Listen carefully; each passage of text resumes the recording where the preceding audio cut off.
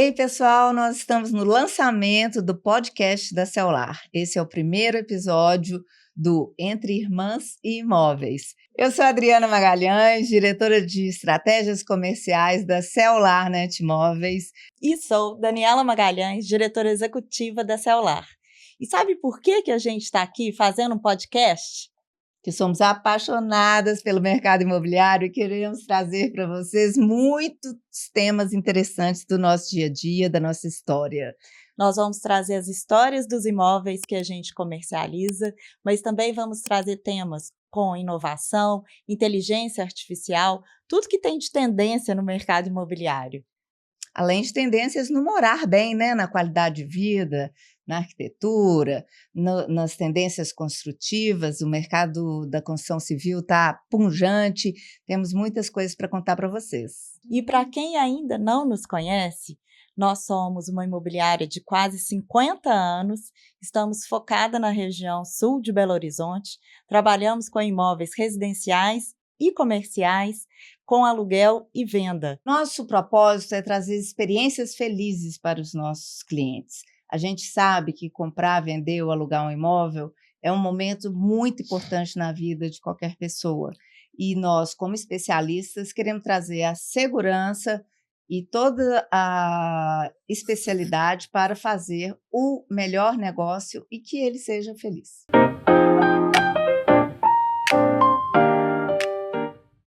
E para começar, no nosso primeiro episódio, trouxemos uma pessoa muito especial para a gente, porque ele, além de ser um querido amigo, ele é contador, advogado, tributarista e especialista em atuar no mercado imobiliário, tanto para as imobiliárias quanto para os nossos clientes. Ele vai falar de um assunto que está sendo super relevante, um dos mais importantes dos últimos tempos, que é a reforma tributária. Para mim é um prazer estar aqui.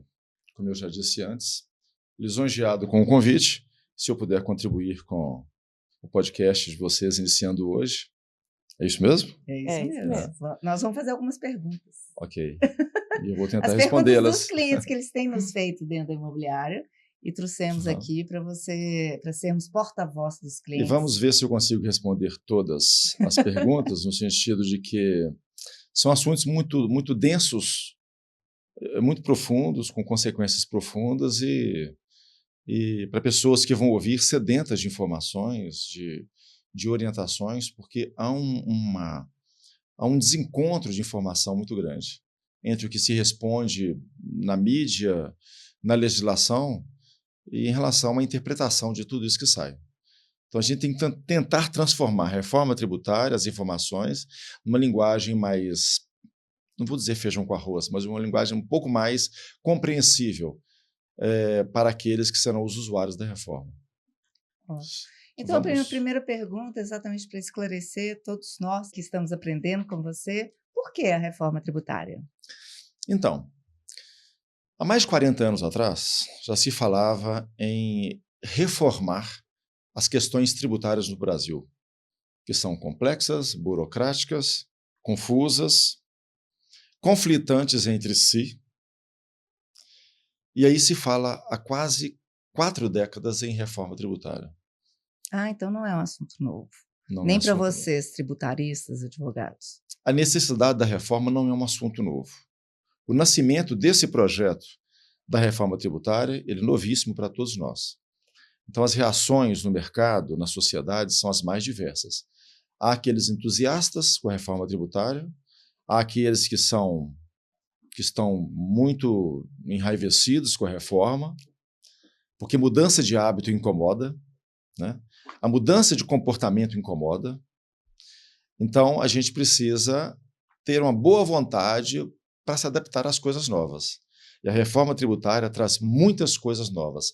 Na verdade, a reforma tributária é uma mudança de paradigma muito grande e de hábitos do contribuinte. Nós estamos super animadas, Jader. A gente tem gostado muito desse tema e do que vai impactar daqui para frente. Perfeito. E falando em impacto, no nosso mercado imobiliário, quais vão ser as principais mudanças? O que a gente pode esperar que vai acontecer de uns anos daí para frente? Nós temos mudanças, Daniela, mudanças em todos os setores da economia. todos os entes produtores de bens, de valores, serão impactados pela reforma tributária. Não tem nenhuma atividade econômica que vai sair do mesmo jeito a partir do ano que vem. A partir do ano que vem, todas terão procedimentos novos a serem feitas. Mas o mercado imobiliário tem um grande desafio, que é exatamente se adaptar às novas regras. Então, tem benefícios, mas tem uma grande incógnita. Como que cada uma das empresas ou das atividades, quem constrói, de quem comercializa imóveis, de quem aluga, né, e de quem paga o aluguel ou de quem compra, de se adaptar a isso. Como será a partir de 2027? É uma incógnita, porque nós estamos ainda numa fase ainda de indefinições. A fase de indefinição é exatamente o momento da regulamentação da reforma tributária, que nós não temos ainda. Mas está para sair, né, Jader? Está para sair. Isso deve acontecer em breve, para a gente conseguir se planejar e fazer toda uma adaptação, né, para os nossos clientes. A regulamentação deveria ter saído em janeiro já. Então, estão adiando janeiro, fevereiro, e pode não sair. Mas e aí, se não sair? Vai sair no mês subsequente. Só que, em função disso, nós estamos adiando alguns procedimentos obrigatórios que a reforma já previu e que nós estamos dependendo da regulamentação. Inclusive para poder, assim, acalmar os ânimos ou reacender os ânimos quanto às alíquotas e alguns procedimentos mais. Nós temos alíquotas presumíveis, nós não temos alíquotas definidas. Eu não sei qual que é o custo tributário de vocês como clientes, eu não sei qual que é o custo tributário de outro cliente, de quem constrói imóveis, de quem vai vender. Caso eu venda como pessoa física, eu não sei qual que é a minha alíquota definitiva. Então, estamos na expectativa. Uma coisa que eu entendi que vai acontecer, com esses impostos agora novos, né, as letrinhas, depois queria que você falasse sobre Perfeito. eles, é que haverá uma compensação tributária. Então, a partir do momento que você contrata um serviço ou adquire bens, você vai ter tributos a fazer a reversão nisso na hora dos pagamentos. Então, essa cadeia que eu queria que você explicasse um pouquinho para a gente, porque isso tudo é muito novo, né? Então, nós temos aí as letrinhas novas e a gente vai se adaptar a elas, e é uma questão de tempo. Então, nós temos 2 novos tributos.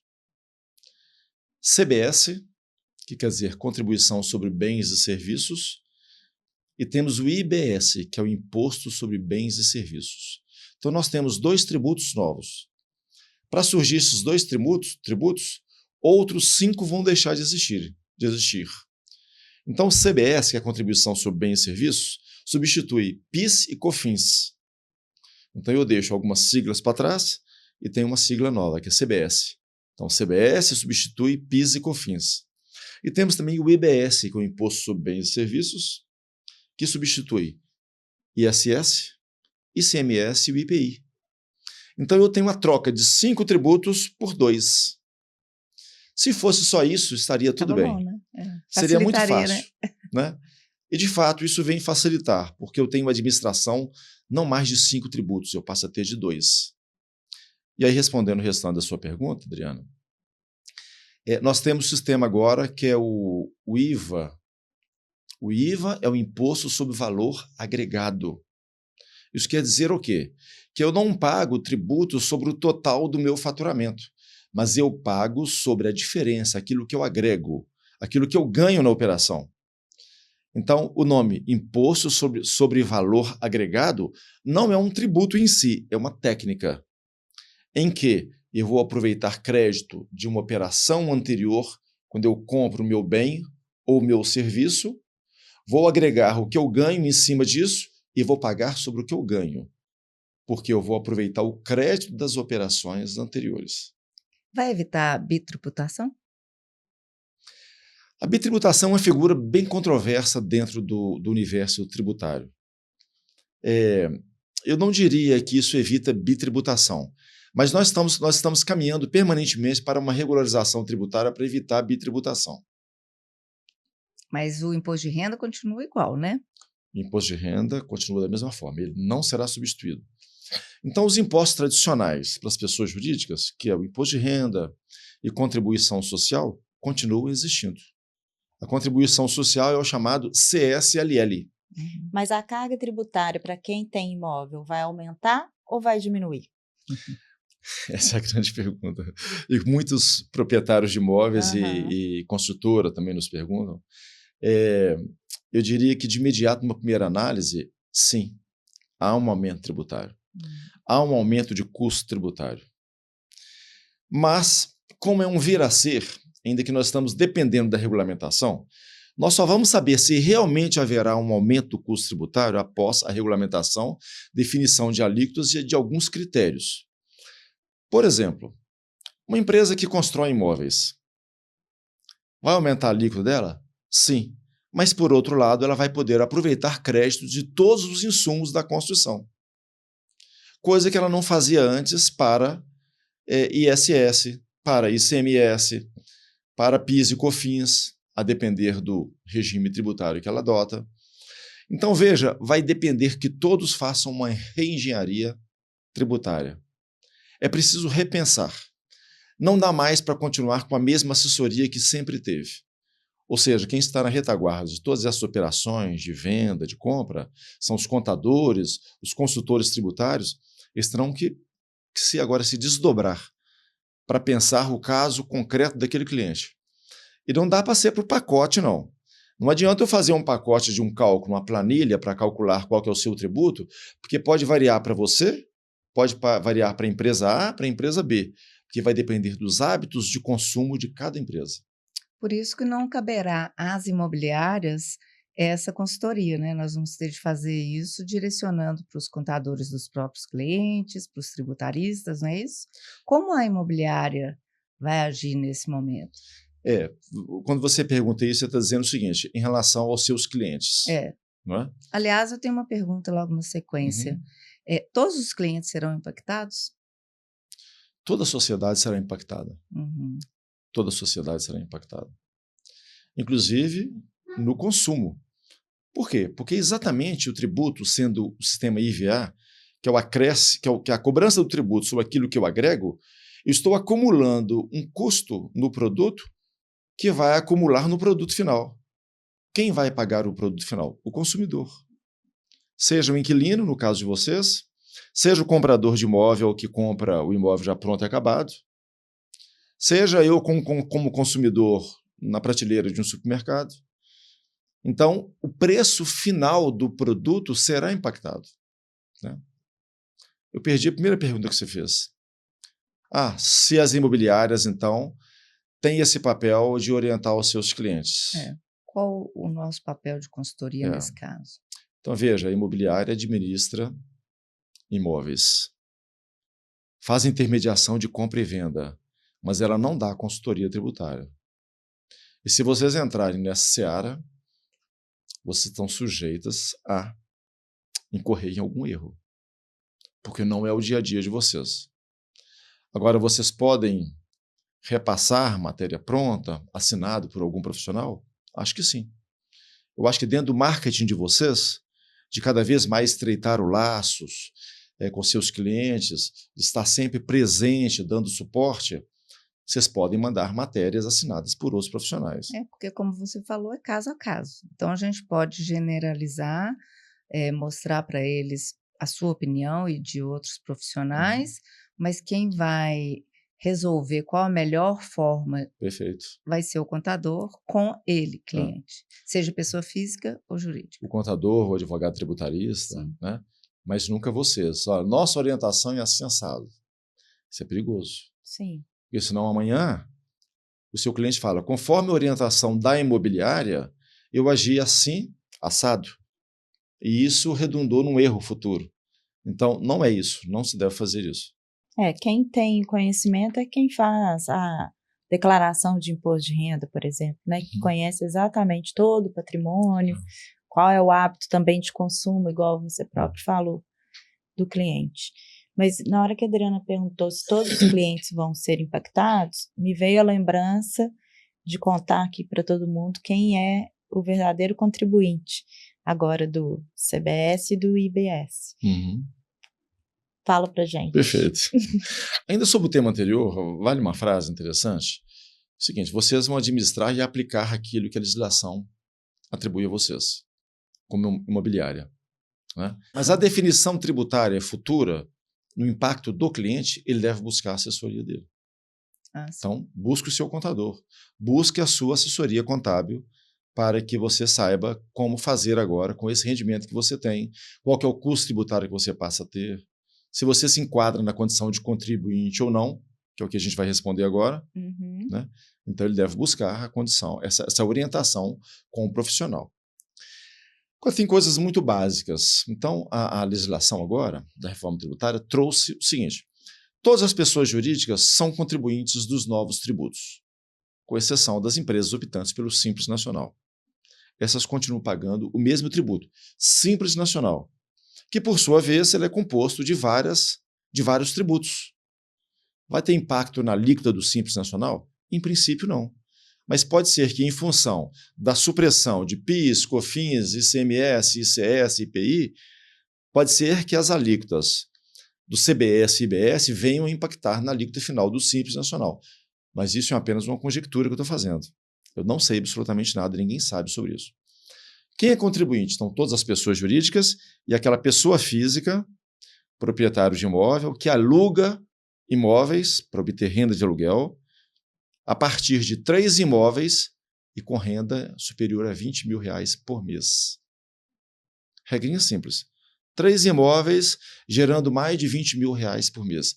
Ele automaticamente será contribuinte da CBS e do IBS. E a pergunta que a gente sempre ouve lá no escritório: o que significa 3 imóveis? Então, a Lei Complementar 132, que é da reforma tributária, ela fala que são 3 imóveis distintos. O problema é, na advocacia a gente fala isso, uma palavra muda tudo. Você é advogada, você sabe. Uma palavra muda o sentido jurídico das coisas. O que é imóveis distintos? Eu poderia aqui fazer várias conjecturas. Imóvel com matrícula no cartório distinto? Eu acho que é frágil, porque eu posso ter imóvel distinto no conceito comum com matrícula única, porque ainda não foram individualizadas as matrículas. Eu posso ter um imóvel com a matrícula única e com inscrição municipal diferente, com a inscrição municipal. Índice cadastral. O índice cadastral em Belo Horizonte e outras cidades falam inscrição municipal. E por aí vai. Então, qual que é o conceito de imóvel distinto? Nós não sabemos. Aí eu poderia alugar... Ou se vai ser até o CIB, que também ainda não está ativo, né? Que falaram até que ia começar agora nessa... O CPF do imóvel, né? O CPF do imóvel, declaração do Imposto de Renda de 2026, mas parece que também já foi prorrogado para 2027. Se vai ser através do CIB. A gente ouve na internet, e alguns clientes que nos mandam vídeos dos consultores de Instagram, os tributaristas de Instagram, que andam falando muitas coisas para adquirir público, né? Seguidores e coisa e tal, mas fazendo assim um certo terror em relação ao CIB. O CIB nada mais é do que um cadastro dos imóveis, que vai ser um cadastro único para o Brasil todo. Porque, veja, atualmente não existe um cadastro único. Cada prefeitura tem o seu cadastro, né? Então, o cadastro único vai permitir que todas as prefeituras alimentem a mesma base de dados em que, em tese, a União, que é o governo federal, vai ter controle de todos os imóveis. Aí nós já ouvimos pessoas falando o seguinte: se você mora no imóvel e não aluga, a Receita Federal vai estar sabendo exatamente pelo CIB que você não obtém rendimentos com aquele imóvel. Perfeito, mas é o endereço da sua residência. Mas se você tiver um outro imóvel que está na sua declaração de imposto de renda e também não ofere renda, que a Receita vai te chamar na malha fina. Porque você pode ter cedido esse imóvel para um filho. Você pode ter cedido para o seu pai. Pode estar até com ele fechado, né, já? E pode estar com ele fechado. Às vezes é um imóvel só para o final de semana. Sim. Férias. Então, eu não acredito nessas teses meio conspiratórias que diz que se você não declarar a renda daquele imóvel, chamada malha fina. Não acredito nisso. Isso é terror que criaram. Agora, também nós podemos entender que a Receita Federal ela vem criando mecanismos cada vez mais eficientes de identificar o contribuinte sonegador. Sim. Então, vai chegar um momento em que o famoso Big Brother fiscal, o Big Brother tributário, vai estar agindo no mercado, em que as câmeras do governo vai estar analisando todos nós de modo habitual e constante para identificar onde que está tendo rendimento sem pagamento de tributo. Isso vai acontecer um dia. Acredito. Mesmo porque a malha fina é para você esclarecer, né? Não significa que vai ter algum problema. Perfeito. Então, a gente, de vez em quando, né, é solicitado lá na empresa para passar os documentos para os contadores, em geral para os contadores ou advogados dos nossos clientes que caíram na malha fina. Aí, alguns funcionários já ficam apavorados. Aquele cliente caiu na malha fina. Gente, mas cair na malha fina é para esclarecer, né? Isso aí. Não significa que há uma penalidade, né? Não vamos também dramatizar. Né? A malha fina é como se fosse assim, a última instância em que você vai ter que purgar no inferno. E não é isso. Malha fina a malha fina é um procedimento de malha que nada mais é o seguinte: tem uma inconsistência na sua declaração de imposto de renda. Então você precisa corrigir. Então você tem prazo para corrigir. Ninguém está te cobrando imposto imediato na malha fina. Às vezes sim. Às vezes pode acontecer. Né? Multa. Uma multa, juros. Você fez uma declaração de apuração de ganho de capital, declarou que você tem que pagar lá 10 mil de imposto e pagou 5. Então, não é esclarecimento, há uma cobrança. Você caiu em procedimento de malha para pagar a diferença. Sim. Mas você declarou rendimentos de aluguéis a menor do que a imobiliária fez na Dimob, e a imobiliária declarou que você recebeu 12 mil reais ao ano. Você declara 1.200. Você errou na hora de digitar. Colocou um zero a menos. Cai na malha fina imediatamente. Olha, há uma inconsistência. A fonte pagadora, a imobiliária, informou que se você recebeu 12 mil, você informou 1.200. Aí vem a orientação, como regularizar? Revise a sua declaração de imposto de renda. Né? Pode fazer isso espontaneamente até a data tal. Após determinada data, você pode atender, se antecipar a malha fina. Então, tem toda uma orientação. E a gente procura acalmar o contribuinte quando acontece esse tipo de coisa. Igual a gente lá no escritório, acalmar o cliente, demonstrar tudo certinho, né? Ele tem acesso aos extratos a hora que ele quiser. Então, a questão de transparência e relacionamento com o cliente é fundamental. Sim. Tem outra febre acontecendo, Sim. que é a questão das holdings. Né? Os clientes sempre nos abordam. Não é melhor, então, eu formalizar uma holding? Então, eu queria que você falasse também um pouquinho sobre isso. Deixa eu aproveitar e colocar mais um pouquinho. Existe alguma diferença na reforma tributária para imóveis residenciais e imóveis comerciais? Não. Então, aquele assunto anterior, que era os 3 imóveis com renda superior a 20 mil, não importa se é imóvel residencial ou comercial. Não importa se é vaga de garagem. Não importa que seja um sítio. Tá? Então, qualquer rendimento de aluguel. Ok? Tá? Você falou de holding. Sabe que eu ouço umas expressões muito interessantes sobre isso? As pessoas falam assim comigo, assim me ligam. Ô, Jada, eu estou precisando criar uma holding. Aí eu não sei se eu corrijo a pessoa quando fala, se eu deixo seguir como holding. Eu pronunciei certo? Você falou holding. Holding. A figura da holding é muito interessante porque ela é uma figura empresarial, em que uma empresa controla o capital de várias outras empresas. Essa é a holding. Então, adaptou-se o termo holding para aquela empresa que controla os imóveis de uma determinada pessoa. Então, eu tenho muitos imóveis, tenho uma tributação significativa na minha pessoa física, estou pagando 27,5%, uma alíquota um pouco menor no imposto de renda de pessoa física, e quero buscar a economia tributária. Crio uma pessoa jurídica, integralizo os imóveis pertencentes a mim nessa empresa, e aí essa empresa que vai oferir, então, rendimentos de aluguel. Vai pagar um tributo menor do que eu pagaria como pessoa física. Tem impacto a reforma tributária sobre a holding? Sim. porque, sendo uma pessoa jurídica, ela está sujeita a pagar os novos tributos. E, em regra geral, e eu falo em regra geral porque depende de caso a caso, em regra geral, a holding vai ofertar uma economia tributária para o proprietário do imóvel que recebe na pessoa física. Então, vai valer a pena abrir uma holding, mesmo passando agora para a pessoa jurídica e contribuinte dos novos impostos da reforma tributária. Sim, sim. Em regra, eu posso dizer que é mais vantagem, mas eu tenho que analisar caso a caso. Por conta da integralização também, né, Jader? Sim. Porque na integralização vai incidir os impostos, por exemplo, ITBI. A primeira análise que a gente faz é o seguinte: vale a pena constituir a holding? Depende, qual que é o total do rendimento de aluguéis que você tem. Sem reforma tributária, eu já tinha feito um cálculo que aluguel acima de R$5.000 vale a pena, é interessante a constituição de uma holding. Aluguéis até R$5.000, não. Agora nós temos a tabela do imposto de renda, que a partir desse ano até R$5.000 é rendimento isento, não se paga nada de imposto de renda, ok? Tá?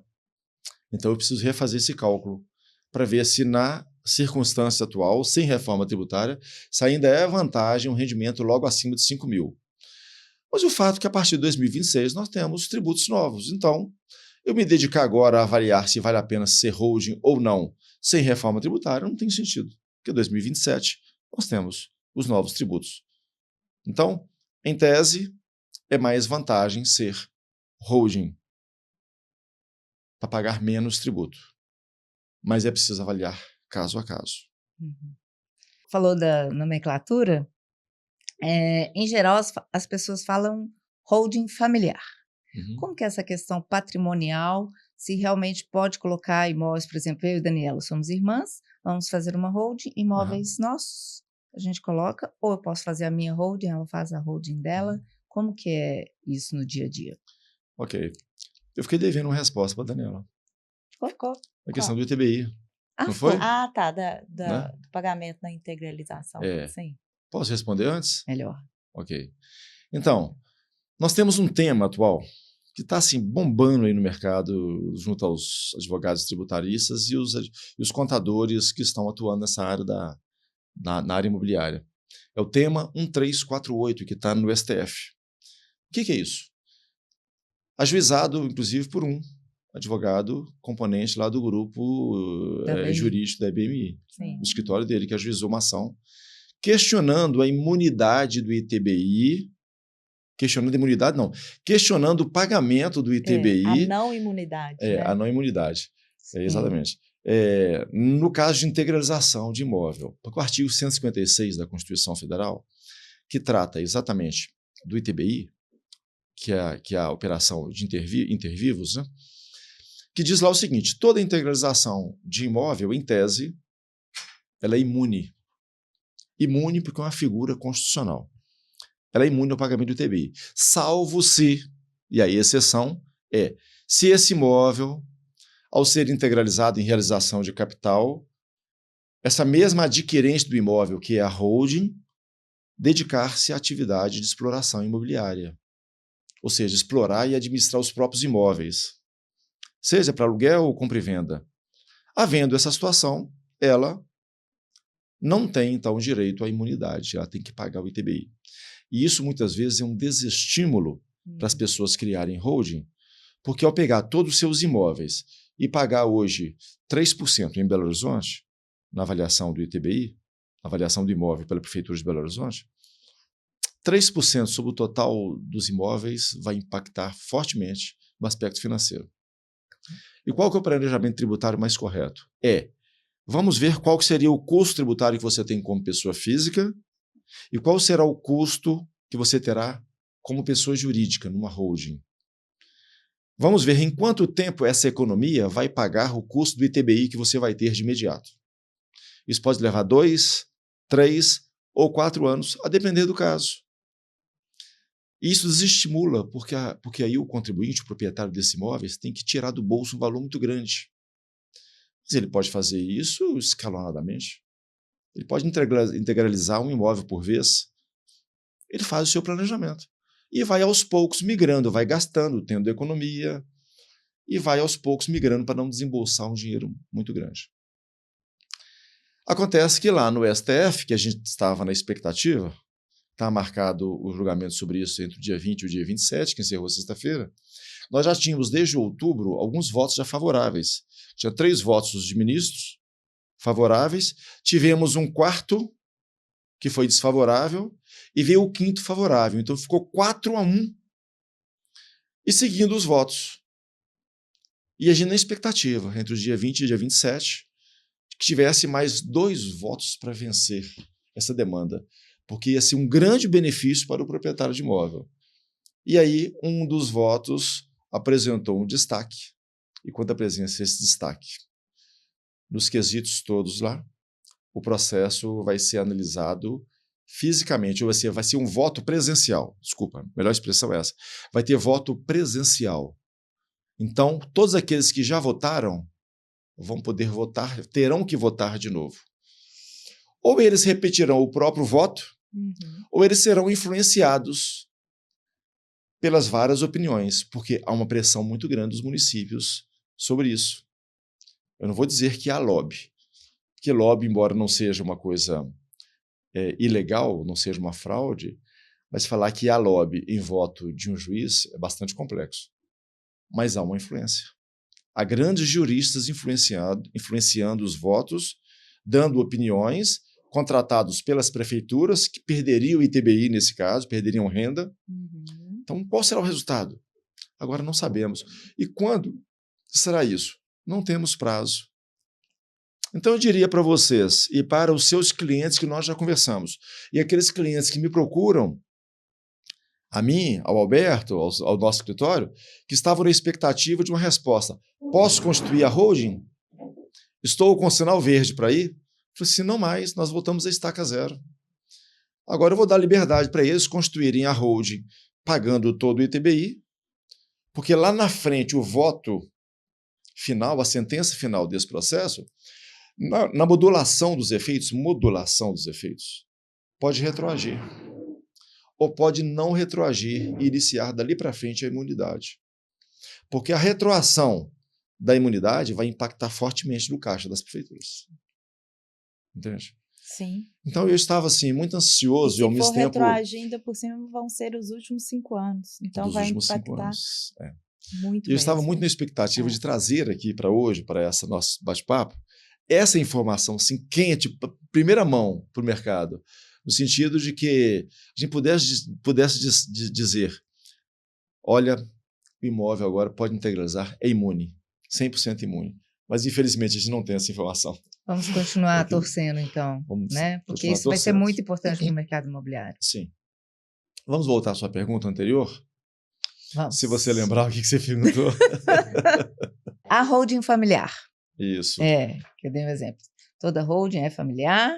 Como que é a holding familiar? Qual que é a diferença? Cada pessoa deve criar sua holding ou deve unir entre a família? É isso. A expressão familiar é boa, né? Porque eu integralizo os imóveis que pertencem a mim, mas ao mesmo tempo eu tenho herdeiros. Eu tenho um cônjuge. Então é da minha família. E qual que é o conceito de família? O conceito de família é muito variado, né? Um casal é família. Uma pessoa sozinha, ele é família unifamiliar. É um arranjo familiar. Um tio que cria sobrinhos é uma família. Um avô que cria filhos também é família. Então, quando fala holding familiar, eu coloco todos os meus bens numa empresa que pertence, em tese, a uma segunda pessoa, que é o cônjuge, mas que pertence futuramente aos meus herdeiros. Então, por isso que fala em holding familiar, expressão familiar. Se eu posso criar uma holding minha, meu irmão pode criar uma holding para ele, e pode ser imóveis comuns com holdings diferentes. Eu posso ser proprietário junto com meus irmãos de imóveis herdados, que todos nós somos proprietários em comum, somos condôminos dos mesmos imóveis, e que nós vamos criar holdings distintas dos mesmos imóveis, sim, com meu percentual. Então vamos pensar, lá na minha casa, nós somos 6 irmãos. Então, em tese, nós teríamos 1/6 de cada imóvel herdado. Então, eu vou criar uma holding tendo 1/6 de cada imóvel.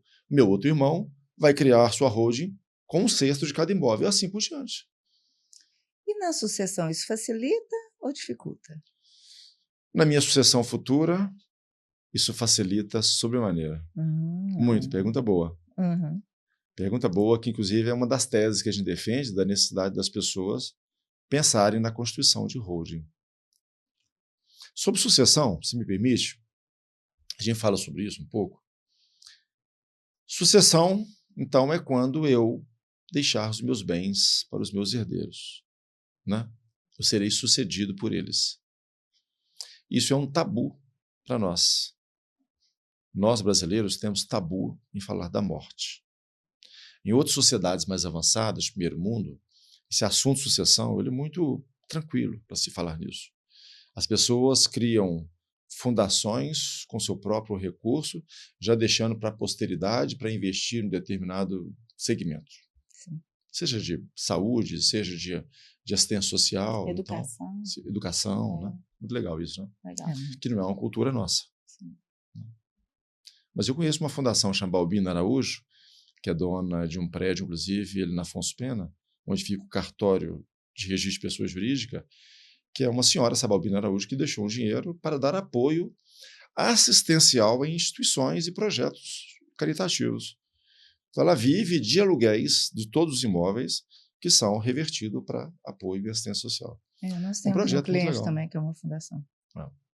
Com esse mesmo objetivo. Então, ao falar de sucessão, eu tenho que planejar isso, porque se eu não fizer a sucessão, ela vai acontecer naturalmente, que é o chamado inventário. Eu tenho que fazer inventário dos bens. Individualmente, todos os bens serão inventariados para os meus herdeiros. Se eu planejo uma sucessão, eu faço isso ainda em vida.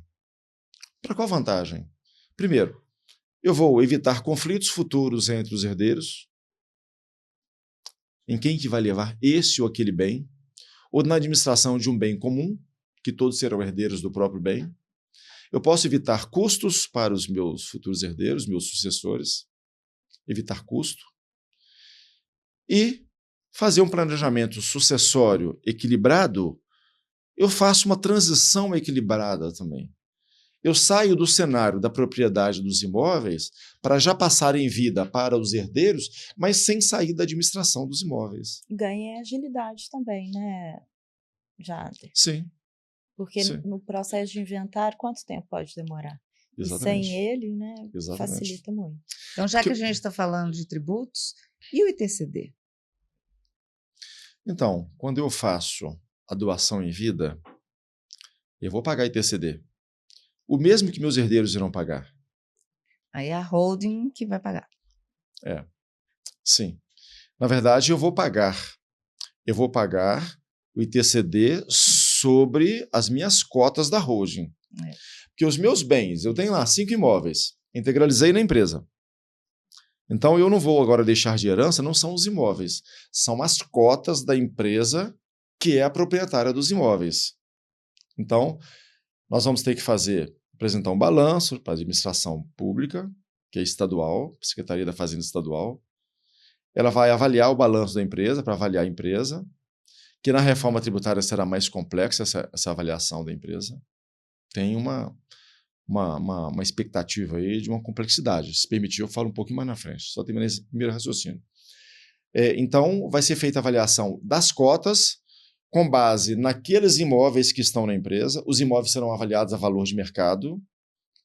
Aí o balanço será refeito pela administração, porque eu tenho um balanço com os valores dos imóveis a valor de custo. Quanto que eles valem a valor de mercado? Então, o balanço será reescrito. Uhum. E aí, sobre esse valor das cotas, é que eu vou pagar o ITCD. Em tese, sou eu que estou pagando o ITCD sobre a doação das cotas aos meus herdeiros, que eu faço isso em vida. Uhum. E ao fazer isso em vida, eu passo para eles as cotas da empresa, eles passam a ser proprietário da empresa, mas eu faço a doação com algumas cláusulas restritivas. Essas cláusulas me dão garantia de ser usufrutuário, de todos os frutos da empresa, de continuar administrando a empresa. Eu dou essa cláusula, eu dou essas cotas com cláusula de incomunicabilidade, que eu tenho filhos, por exemplo, já casados na comunhão parcial de bens. Perfeito. Então, eu dou para ele, é só ele que é o beneficiário, só ele que é o donatário, não comunica ao cônjuge. Mas se ele amanhã divorciar e casar pelo regime da comunhão total de bens, então eu já gravo antecipadamente a cláusula de incomunicabilidade. Jamais será comunicável, ele não pode abrir mão, porque é uma vontade do doador. Eu dou com cláusula de impenhorabilidade. Nenhuma dívida futura do meu herdeiro, nenhum credor futuro vai poder pegar esses bens para quitação de dívida. Ok? E tem duas cláusulas muito interessantes e pouco utilizada, que é a cláusula do arrependimento, em que eu posso doar e eu posso me arrepender e voltar com essa doação.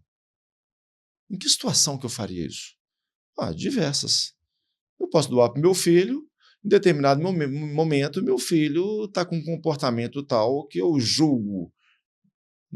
No meu tribunal interno, eu julgo. Meu filho não está sendo responsável na administração desses bens. Ele vai fazer besteira. Né? Ele está sendo influenciado por não sei o quê e pode não administrar. Então, eu cancelo aquilo, eu volto com a doação. E tem ainda uma cláusula em que eu gravo nessa doação, em que, em caso de falecimento do donatário, que é o herdeiro, aquele para quem eu estou passando os bens, em caso de falecimento dele, essa doação reverte para mim. É a cláusula de reversão. Uhum. É muito interessante isso, não é? É. Muito inteligente. E também, São assim, pouco utilizado. Né? Pouco utilizado no mercado, né? Uhum. Então, por quê? E por que eu faria isso se meu filho falecer? Porque ele pode ter um herdeiro, que é o meu neto, que eu não acho que não está pronto para receber os imóveis, as cotas da empresa. Eu quero beneficiar meu neto. Ele é sangue do meu sangue. Mas ele não está pronto. E outra coisa, se meu neto amanhã vir a óbito, quem que é o herdeiro dele? O cônjuge, a esposa do meu filho ou o marido da minha filha, que vai receber esse imóvel e vai criar outro destino para a vida dela. Ou seja, o bem que era meu, que deveria estar com meu filho, não vai ficar nem com meu filho, nem com meu neto e vai ser levado embora para uma pessoa que, em tese, vai criar uma vida independente. Então, o meu imóvel foi para outra pessoa, completamente diferente. Então, eu crio a reversão exatamente disso.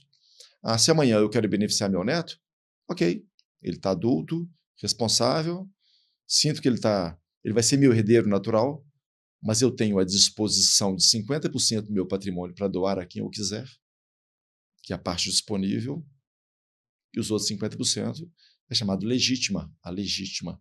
Esse eu não posso doar.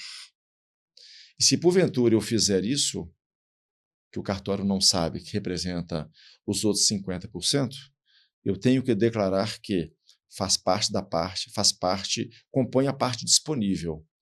Amanhã o meu futuro herdeiro pode ir na justiça e reverter aquela doação que eu fiz. Porque eu fiz uma doação que extrapolou o meu limite disponível. Então, em tese, eu não poderia ter doado. Ele vai na justiça e busca de volta a doação. Cancela tudo, né?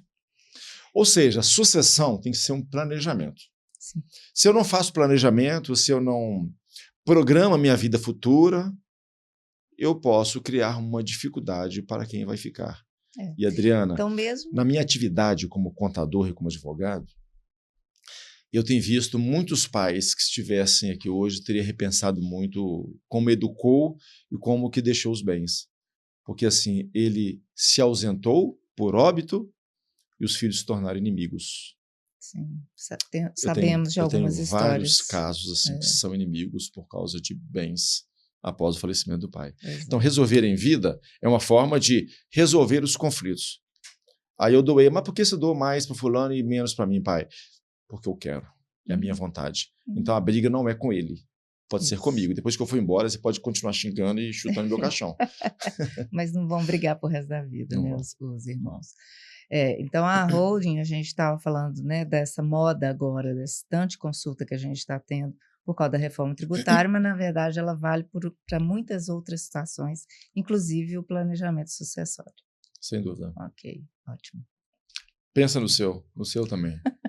Tá Pode bom. deixar. Como eu não tenho bens, então eu não preciso pensar. Você já fez a doação em vida, então. Ô, Jader, nós recebemos algumas perguntas aqui de clientes, algumas interessantes aqui, Sim. dúvidas reais de proprietários. Um deles perguntou assim, Vou Jader, descontrair. a reforma tributária criou várias obrigações novas para nós, imobiliária, para os nossos clientes, locadores, contribuintes, né, os que recebem mais de R$20 mil por mês Sim. e que tem 3 imóveis distintos. Uhum. É bom que a gente vai recapitulando, né? Vai gravando. Tem uma outra regra além dessa aí também, subsequente. Daqui a pouco então você fala, porque a minha pergunta é, dessas obrigações, o locador vai ter que emitir nota fiscal do que ele recebe de aluguel. Essa obrigação tem que ser do locador ou a gente, como imobiliária, poderia assumir para ele? Tá. De fato. Então, o contribuinte, pessoa jurídica, holding... Holding ou não, né? Pessoa jurídica. Em princípio, vamos separar assim. A holding, pessoa jurídica, nunca teve que emitir nota fiscal, porque aluguel está fora do conceito de serviço. Estando fora do conceito de serviço, não tem nota fiscal porque não pagava ISS. Agora vai pagar IBS. E IBS é ISS mais ICMS. Então ele precisa emitir nota fiscal. Aluguel agora é serviço. Então, muito novo para quem aluga o imóvel. Ele vai ter que emitir nota fiscal. Agora, para quem? Para o inquilino, o locatário. Como é que ele vai enviar isso para o locatário? Ele vai enviar? Aí vai quebrar uma questão aqui que é exatamente dessa segurança jurídica de não ter contato com o inquilino. Então, por isso que ele busca assessoria de uma imobiliária e ele sai do cenário, dá procuração para vocês e toca o barco.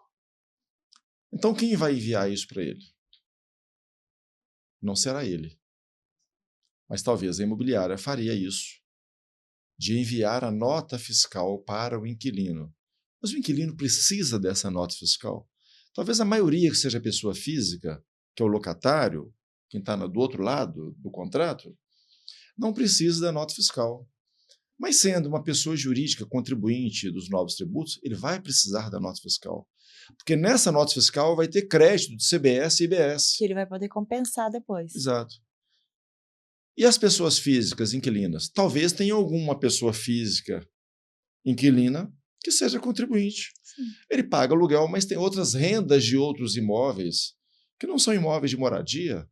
Ele pode ter muitos imóveis galpões ou imóveis comerciais que gera renda, que transforma ele em contribuinte dos novos tributos e paga aluguel para a moradia dele. Então ele precisa de nota fiscal. E aí eu sugiro que as imobiliárias trabalhem esse esquema, agora de mais uma tarefa, de transferir, de enviar nota fiscal. Emitir, não. Porque para emitir nota fiscal, você teria que ter certificado digital da pessoa com vocês, que é uma responsabilidade extremamente importante e perigosa, porque você pode fazer com certificado digital qualquer coisa, você pode assinar um contrato qualquer. E o governo já regulamentou como que vai ser essa nota fiscal? Se hoje liga um cliente lá na imobiliária perguntando como que ele faz para emitir a nota fiscal, qual orientação eu passo para ele? Então, isso é um pouco controvertido isso, porque é uma interpretação dizendo o seguinte, baseado na lei, de que seria obrigatória a emissão da nota fiscal, que é o cumprimento de obrigações acessórias, a partir do primeiro dia do 4º mês da regulamentação. Então, se a regulamentação sair amanhã, eu vou contar abril, maio, junho, julho. Então, a partir de 1º de julho, será obrigatório para todos os contribuintes, pessoas jurídicas e pessoas físicas que irão emitir nota fiscal. Qual a controvérsia que há sobre isso? É porque é uma interpretação de que o que vai vigorar a partir de 1º de julho, se a regulamentação sair até amanhã, é a penalidade, quer dizer, a não emissão da nota fiscal vai ensejar uma multa. Então, a controvérsia é a emissão da nota fiscal que começa a partir de 1º de julho ou é a penalidade por não ter emitido desde 1º de janeiro? E aí, dentro dessa controvérsia, eu já tenho um cliente que é holding, que já está emitindo desde janeiro. E tem outros que não estão. Eu teria uma reunião hoje de manhã com uma pessoa que a gente ia montar o esquema como que ele iria emitir nota fiscal, que é um serviço completamente novo para eles. Então, será obrigatório emitir nota fiscal. Apenas a data é que é uma controvérsia. Eu acho que um momento um pouquinho à frente, a gente pode trazer uma notícia e julgar para vocês divulgarem quando será efetivamente a data da emissão da nota. Se é retroativa a janeiro ou se vai ser a partir de 1º de julho.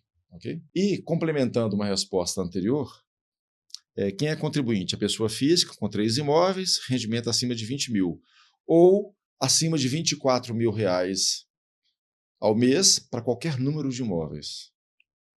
Ok? E nos contratos de locação, tem de mudar alguma coisa? Nos contratos de locação, em tese, não há nada para ser mudado.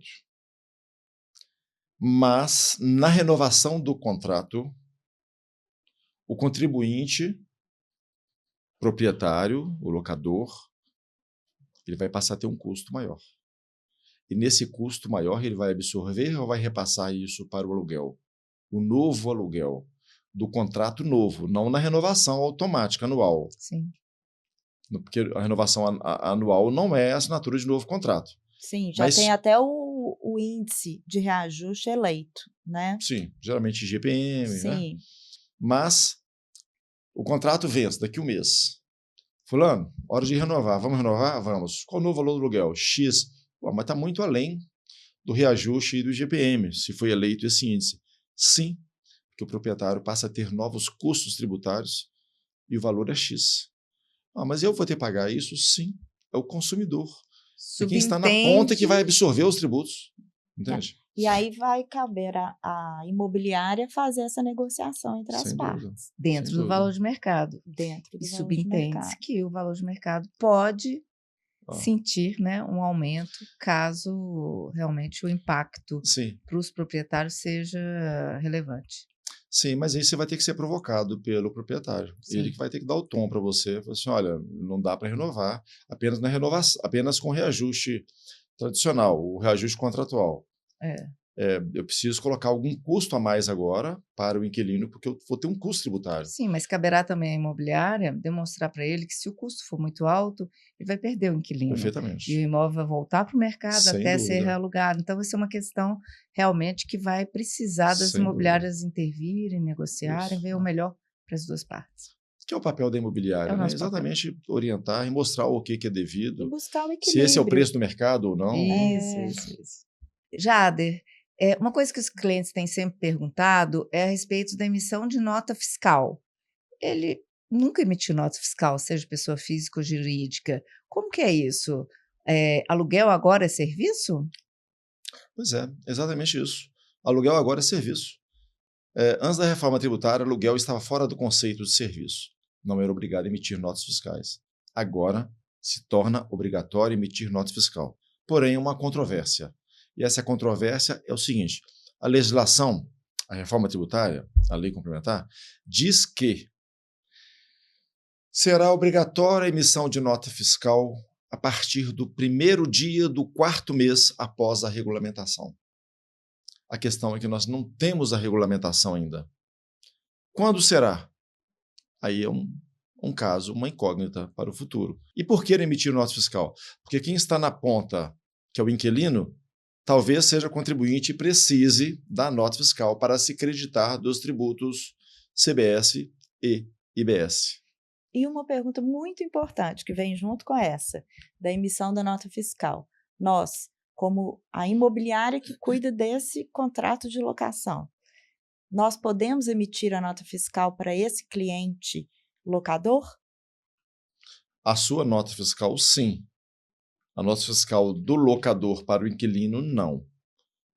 Porque essa é uma tarefa dele, com a contabilidade dele. A emissão da nota fiscal requer ter, no seu domínio, ter um certificado digital dessa pessoa. É uma responsabilidade muito grande que se você fizer alguma coisa com aquele certificado digital que vai prejudicar o locador, isso vai exigir uma responsabilidade, uma consequência danosa. Sem dúvida. Não é obrigação. Então, a imobiliária é não emite nota fiscal em nome do locador. Ela emite apenas a nota fiscal da sua comissão de corretagem. Isso gerou dúvida, porque ao longo aí das semanas, algumas pessoas me perguntaram assim, de modo insistente, mas por que ele vai ter que emitir nota fiscal para o inquilino? A imobiliária já emite para mim, ou por que eu vou ter que emitir nota fiscal? A imobiliária já emite. A imobiliária emite a nota fiscal da comissão de corretagem. Mas do valor do aluguel você vai emitir para o inquilino. E essa tarefa não é da imobiliária, mas talvez a imobiliária tenha que fazer apenas a tarefa de enviar essa nota fiscal para o inquilino, para que o inquilino não tenha contato direto com o proprietário. Imagina se isso acontece. Se abre um canal de comunicação entre proprietário e inquilino, amanhã qualquer desconto que ele quiser ter, ele vai chorar direto com o proprietário. Se a torneira pingar, vai ligar para o proprietário. Exatamente. A folha da árvore do vizinho está caindo lá de cá, vai ligar para o proprietário. Isso não pode. Então não dá. Não, a gente vai continuar fazendo administração. É só o que a gente não pode, como você muito bem explicou, é que fica mesmo para o locador fazer em nome dele próprio. Jader, 4 meses após a regulamentação, é necessário o proprietário emitir a nota fiscal do aluguel recebido. Sim. E ele vai pagar algum imposto naquele momento? Ele vai estar sujeito ao pagamento dos tributos tradicionais, imposto de renda, contribuição social, CBS e IBS. Já agora esse ano? Não, a partir do ano que vem. 2027. Okay. Tá bom. Que começa a CBS. O IBS só surge em 2029. Tá. Então, de imediato, aquele custo tributário que nós falamos antes, que seria maior para as empresas com a reforma tributária, nesse primeiro ano, nos 2 primeiros anos, 27 e 28, será até um pouco menor. Uhum. Porque vai ter apenas a CBS. E o IBS começa em 2029. E a reforma tributária será plenamente implementada a partir de 2033. Nós estamos em fase de adaptação. Esse ano, 2026, é o ano de testes. Então, nós não temos nem regulamentação. O governo está testando, está nos preparando no nosso conhecimento sobre como fazer para 2027 começar o jogo. Mas o jogo ainda não é total, ainda é parcial. Porque nem todos, o IBS não vai ser cobrado a partir de 2027, só 2029. Então, o ano de 2026 é para planejamento. Isso aí. Não vai ter impacto financeiro, tributário para os clientes. Nenhum. Ok. Perfeito. Jader, um conceito inovador da reforma tributária é o split payment. Queria que você falasse um pouquinho sobre ele, esse novo fluxo de pagamento, que também nós vamos começar a sentir daqui para frente. Um termo em inglês, né? E que está falando sobre pagamento imediato. Tudo muito novo. Completamente novo para nós. Completamente fora da nossa cultura tributária. A questão do split payment. Que já existe em outros países. Quem já foi nos Estados Unidos e vê lá um celular lá para comprar, tem lá o preço do celular e mais tanto de imposto. Ali, quando você paga aquela operação e eles emitem a nota fiscal, ali aquele valor agregado do imposto, que varia de estado para estado nos Estados Unidos, né? Ele já é recolhido imediatamente. Ele já vai diretamente para os cofres do governo. Então, nós teremos essa figura aqui no Brasil. Nós não temos todas as informações como que vai funcionar, mas podemos antecipar algumas coisas. Se eu faço, então, uma operação de compra e venda de serviço ou de produto e emito o documento fiscal, ao fazer o pagamento, naturalmente, o aplicativo bancário em que eu faço o PIX ou transferência bancária, na modalidade que for, ele vai ter alguns campos para me informar se eu estou fazendo uma operação comercial. E ao informar a operação comercial, talvez tenha também lá o número da nota fiscal que eu estou pagando, ou o contrato, ou alguma coisa assim. Então ele vai calcular qual que é o valor do tributo que carrega aquela operação, e ao recolher, ao fazer aquele pagamento, o próprio banco, o sistema bancário, já vai interceptar o tributo antes de chegar na conta do vendedor ou do prestador do serviço, já vai interceptar o tributo que vai direto para os cofres do governo. O que isso impacta? Impacta fortemente no caixa de quem está recebendo. Porque, veja, na modalidade atual, eu recebo o valor das minhas vendas, dos meus serviços, trabalho com o dinheiro que vai ser destinado ao pagamento do tributo, então eu reforço o meu caixa, para depois esvaziar o meu caixa nos meses subsequentes. Então, com o split payment, isso não vai acontecer, porque o dinheiro não vai estar no meu caixa para que eu recolha, eu vou recolher de imediato do pagamento. A modalidade é nova, então vai ser retido o imposto de toda transferência bancária? Não, porque nem toda transferência bancária é uma operação mercantil. Então, eu posso estar transferindo dinheiro para mim. Para você. Eu posso estar fazendo uma vaquinha para fazer o churrasco do final de semana. Eu estou fazendo uma cotização, uma doação para uma instituição filantrópica, né? Eu estou pagando no sinal de trânsito a balinha que o camelô, que o cara lá chega lá e me vende, agora tem Pix, né? Ele não vai pagar imposto, ele não é contribuinte, aquela operação lá está fora do cenário da tributação. Então, veja, nós não sabemos exatamente como que vai funcionar o split payment. Nós sabemos o mecanismo, mas como vai funcionar na prática, não sabemos. E nem quando. E nem quando a gente imagina que talvez, eu imagino que seja 2027. Eu imagino que seja. Figura nova. É a inteligência artificial, né? É isso, o mundo está cada vez mais digital, né? Isso. O dinheiro físico está acabando. Você anda com dinheiro na bolsa? Não. Também não. Há muito tempo que não. Também não. E quando tem lá, eu descubro que tem e eu não sabia que tinha, porque ele está até amarelando na nota, porque a gente não usa, não é assim? É. Tem Então, lugar que nem aceita mais. É verdade, é verdade. Nós temos um mundo novo a partir do ano que vem. E eu entendo quando as pessoas ficam muito incomodadas com isso, e alguns muito nervosos até, e culpam o governo e coisa e tal. E eu acho que essa questão da reforma tributária ela é apartidária. Não é desse governo com esse viés ideológico. Ele é um negócio, é uma reforma necessária, que qualquer outro governo anterior já tentou implementar a reforma tributária, sempre discutia. Então a coisa amadureceu para ser nesse. E não acredito, como eu já ouvi, que se amanhã algum outro governo assumir, nós teremos eleição, que vai voltar atrás e vai cancelar a reforma tributária. Acho que é um caminho sem volta. Nós teremos reforma tributária, seja por um governo de esquerda ou de direita. Todos querem reforma tributária, porque o nosso esquema tributário hoje ele é complexo, burocrático, confuso para quem está na ponta, que é o Estado, que é o sujeito ativo da obrigação tributária, e do outro lado o contribuinte. Então nós, empresários, nós contadores, nós advogados tributaristas, nós temos que fazer uma grande ginástica para interpretar o que o legislador quer na hora que ele estabelece uma norma tributária. É muito complexo. E tem muitas exceções, né? Então, assim, vai Muitas ficar exceções, mais fácil. muitas variações, muitas exceções. De fato, é isso. Mas, por exemplo, o split payment, ele vai dar mais clareza. Vai todo mundo sentir o que está indo para o vendedor ou prestador de serviço e o que está indo para o governo. Sim. No caso do mercado imobiliário, estou entendendo que o impacto também... Conta você, como é que vai ser Sim. no mercado imobiliário o split payment? Isso vai dar uma clareza maior quanto ao custo da operação.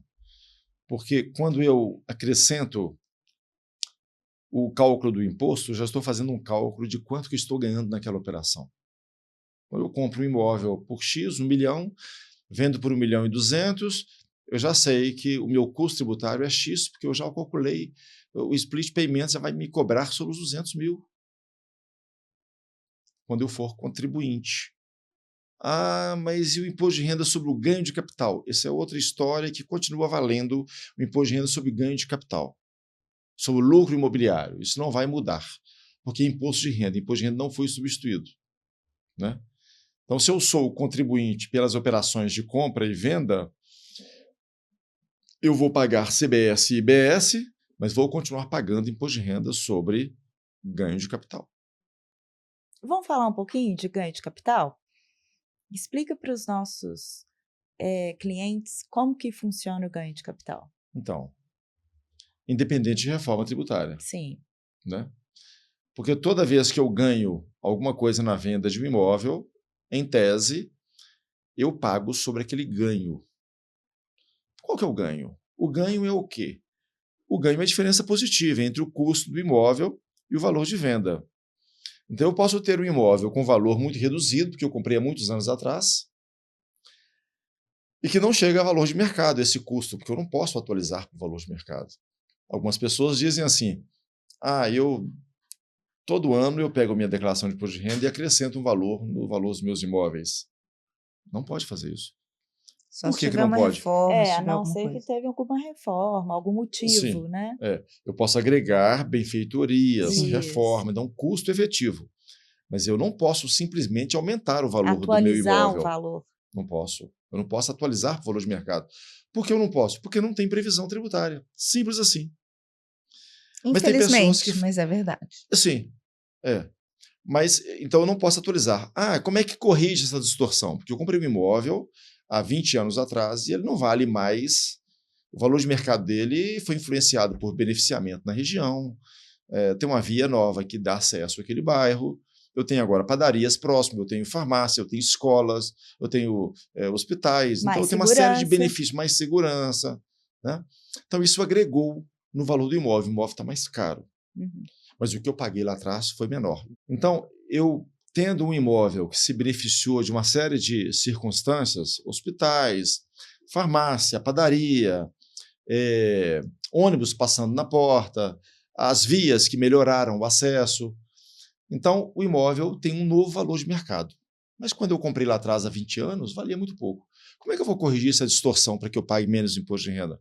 Existe já uma figura no próprio cálculo do ganho de capital que é uma correção do ganho, ou melhor, uma redução do ganho de capital. Comprei um imóvel por 100, hoje vale 1 milhão. Eu vou pagar imposto sobre R$900? 900 mil? Não. Esse 900 mil vai sofrer uma redução. Quanto mais antiga for a aquisição desse imóvel, eu vou ter mais redução do ganho de capital. Então, será R$900 mil reduzido a um valor que vai ser influenciado pela data em que eu comprei.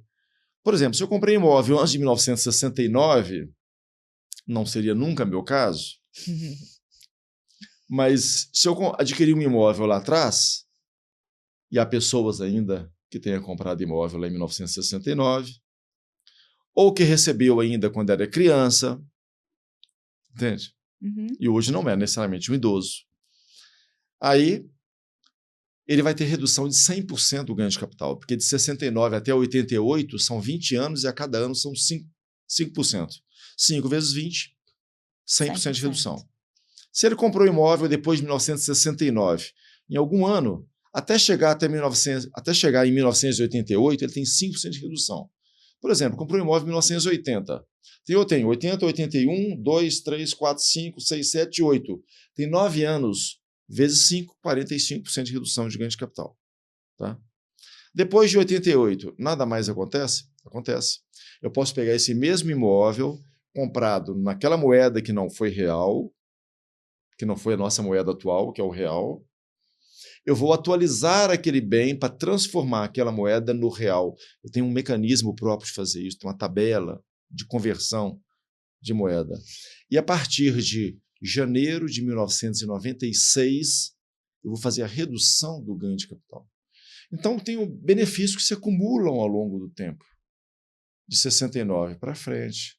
Depois eu tenho atualização na conversão da moeda e depois eu tenho a redução do ganho de capital. E depois disso, o que eu vou fazer com o dinheiro? Eu vou pegar o meu imóvel residencial que eu vendi, vou comprar algum outro imóvel residencial. Eu posso ter o benefício da redução, a isenção. Se eu aplicar 100% da venda do imóvel na aquisição de um ou mais imóvel residencial. Desde que a venda do primeiro tenha sido residencial, a compra do subsequente ou dos subsequentes sejam residenciais, e se eu for residente fiscal no Brasil. E dentro de um prazo, né, Jada? 180 dias. 180 dias, exatamente. Não são 6 meses, 180 dias. Não são 6 meses. Já vimos casos Que deu Não são problema 6 por causa de um meses. dia. Pode dar problema por causa de 1, 2 E que dias, não tenha exatamente. vendido esse imóvel há 5 anos. E você só pode utilizar desse benefício a cada 5 anos. Isso. Exatamente, é isso aí. Ainda tem isso também, né? E tem outros benefícios ainda no ganho de capital. Porque se eu vender um imóvel até 440 mil, sendo meu único imóvel, e que não tenha feito nenhuma alienação nos últimos 5 anos, eu também tenho a isenção. Sim, integral. Ou se eu vender um imóvel até 35 mil reais. Uma operação por mês, 35 mil. Tem imóvel 35 mil? Tem garagem. Será? Vaga de garagem. É difícil, né? Ou a fração do imóvel que eu tenho. Isso. A minha cota fração daquele imóvel. Mais fácil. Né? Eu posso ser um herdeiro no meio de 10 irmãos 35 mil. com um imóvel que vale 300 mil. E o imóvel de 300 mil tem apenas 30 mil de venda. Eu vou ter isenção. Sim. Né? É isso. Rapidamente, eu trouxe aqui uma explicação que a gente faz em algumas horas. Tem mais um detalhe. A data do pagamento do imposto. 30 dias depois da... Não, é o último dia do mês subsequente ao recebimento do valor. Se eu receber à vista, na data de hoje, eu pago até o último dia do mês subsequente. Se eu receber em 3 parcelas, eu vou pagar 3 vezes o imposto de renda proporcional a cada parcela. Sempre no final do último dia útil do mês subsequente. Eu tenho 180 dias para pagar, para poder comprar outro imóvel. Se eu não comprei, o imposto venceu lá atrás. Então, vendi imóvel, hoje eu tenho prazo para pagar até o último dia do mês subsequente, ok? Ok. Mas eu tenho 180 dias para poder fazer a compra de outro imóvel residencial e ter o benefício da isenção. Não fiz, esperei 180 dias. Não fiz a opção, não comprei outro imóvel. E aí, eu serei penalizado por não ter recolhido lá atrás o imposto? Penalizado não, mas você vai pagar o imposto com juros. E juros não é penalidade, não é esse conceito jurídico. Não tem multa, porque não tem penalidade, mas tem juros, que é recomposição do poder aquisitivo da moeda. Entendeu? Entendi. Isso não vai mudar nada com a reforma tributária? Não. Ok. Não será contemplado. Jader, para encerrar esse tema tão novo e para nós aqui estimulante, né, reforma tributária, queria fazer a última pergunta. Nas suas considerações, um investidor típico brasileiro, a reforma tributária vai estimular ou desestimular negócios imobiliários? É uma grande incógnita, Daniela. Eu me questiono sobre isso. Mas como eu sou entusiasta da reforma tributária, e acho que ao final de todo esse processo de implementação dos novos métodos, ao final de 2033, que nós já teríamos feito a reengenharia tributária, em que eu vou explorar o máximo dos insumos que eu tenho para a minha atividade, de calcular exatamente os custos tributários da operação anterior para trazer como crédito, eu vou rever todas as minhas planilhas de custo. Eu acredito que, no final, será um grande benefício para o mercado como um todo. Eu acho que, ao final, nós teremos um custo menor para o consumidor. Nós teremos produtos talvez mais baratos. Por quê? Porque, ao longo do tempo, em que cada um for refazer o seu cálculo de tributo, vai haver uma concorrência maior em função da redução de preços. E quem vai ganhar com isso? O consumidor. Aquele que, ao final, paga. Aquele que, ao final, compra. Então, acho que para o mercado imobiliário há uma expectativa muito positiva com a reforma tributária. Eu acredito nesse aspecto. E tenho ouvido empresários e advogados tributaristas de renome no país falando sobre os benefícios da reforma tributária, no sentido de trazer benefícios para todos. Que ela vai ser uma boa para a sociedade como um todo. Então, chegamos ao final desse nosso primeiro episódio do podcast Entre Irmãs e Imóveis. Estamos muito felizes, Jader, de você ter participado com a gente desse dia tão especial. A gente sabe que a reforma tributária não é só uma mudança técnica, tem muito mais. E esse otimismo seu, essa sua expectativa, tomara que ela realmente vire uma realidade para todos nós. E o mais importante, né, no nosso dia a dia, tanto imobiliária quanto para os nossos clientes, fazemos um planejamento estratégico de como que vamos lidar com a reforma tributária. Muito obrigada, Jader. Eu que agradeço o convite, a confiança de sempre. Estar aqui entre as irmãs e imóveis, e desejo muito sucesso para vocês em outras oportunidades, se for de interesse, a gente tendo assuntos de interesse, estaremos aqui, contribuindo, né, para o conhecimento geral no mercado imobiliário. Muito obrigado, eu que agradeço. Muito obrigada, então, a você que esteve aqui com a gente. Nos vemos no próximo episódio de Entre Irmãs e Imóveis, mas fique à vontade para nos mandar um WhatsApp ou algum comentário. Vai ser uma honra para a gente falar mais sobre o tema. Até lá, consulte nossa rede social e o nosso site. E nos comentários, coloquem lá qual o assunto que você quer ouvir no próximo podcast. Até lá!